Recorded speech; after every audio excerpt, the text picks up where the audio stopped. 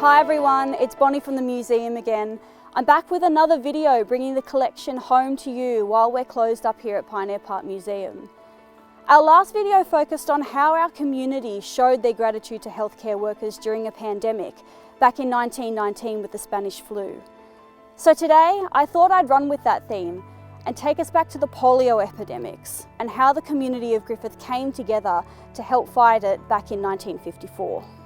Poliomyelitis, or polio, is a highly infectious disease that mostly affects children under 5. 1 in 200 cases escalate to irreversible paralysis, and 5 to 10% of paralysis cases result in death after it overcomes the breathing. An ancient Egyptian inscription describing a withered leg suggests that polio could be traced all the way back to 1580 BC.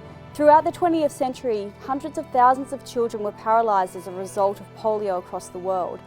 Australia saw epidemics of the disease from around the 1930s to the 1960s, and in that time, between 20,000 and 40,000 Australians experienced paralytic polio, and the threat frightened the public and caused mass hysteria.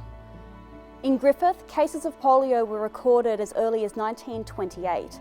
Some patients needed the help of a respirator, better known as an iron lung, when their breathing function was paralysed. In 1954, Dr. N. Caldwell, the inspector for the Department of Public Health, visited Griffith.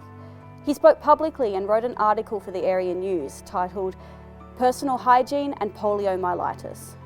The article was written with a no-nonsense, hard-hitting approach. He concludes the article by asking the public to report any sightings of people camping along the water channels to council, as a carrier might be among them and they may infect the drinking water. In the 1920s, Philip Drinker from the Rockefeller Institute in the USA invented the very first respirator. The patient is enclosed in the machine up to the neck, and artificial breathing is stimulated through the machine's cyclical changing of air pressure. A patient could spend up to 2 weeks in a respirator, and those who were left permanently paralysed would live out their days needing assistance to breathe. In 2009, June Hamilton of Melbourne died after 60 years in a respirator, being the longest surviving polio patient in an iron lung. It was made of steel, thus the name iron lung, and was cumbersome and virtually unobtainable to other countries. This is the respirator that we have here in the Griffith Pioneer Park Museum collection, and it's one of the 2 respirators that were used in the Griffith District Hospital. You can see it has 2 parts: the main chamber where the patient would lie in, and the pump that would stimulate the breathing by changing the air pressure within the chamber.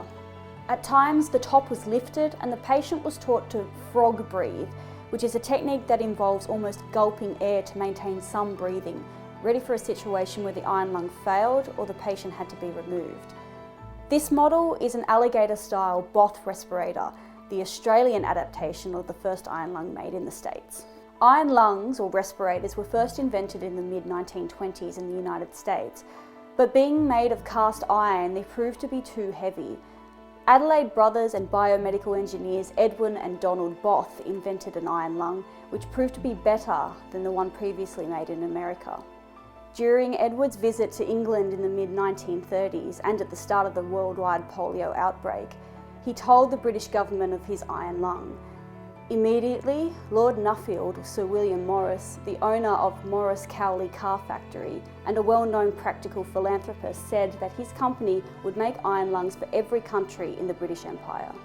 So this machine in particular really captures the essence of community spirit and support.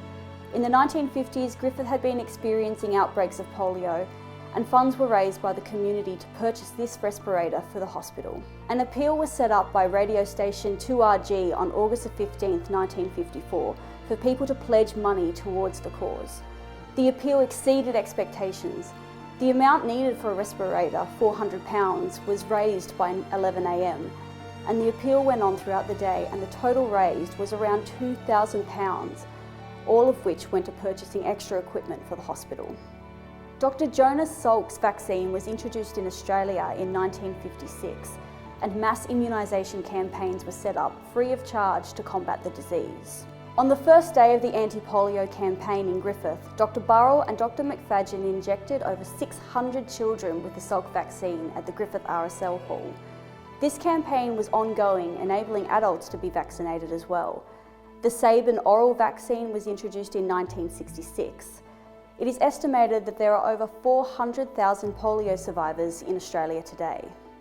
Rotary International have played a significant role in the initiative to eradicate polio worldwide since 1988, alongside the likes of the World Health Organization and UNICEF. And in 2019, the Rotary Club of Griffith participated in a campaign to raise money for polio vaccines, which included a regional tour of the Iron Lung from Griffith Pioneer Park Museum collection, which was affectionately nicknamed Maggie. So similar to our first episode, it just goes to show the stories and secrets that can be hidden within one item.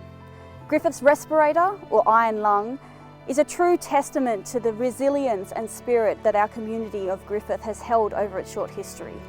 It tells the tale of innovation, new ideas, and how necessity truly is the mother of invention, and the impact that Australian innovation had in assisting in a global crisis. And what's more, it goes to show what can be achieved when we all come together for the greater good, for each other.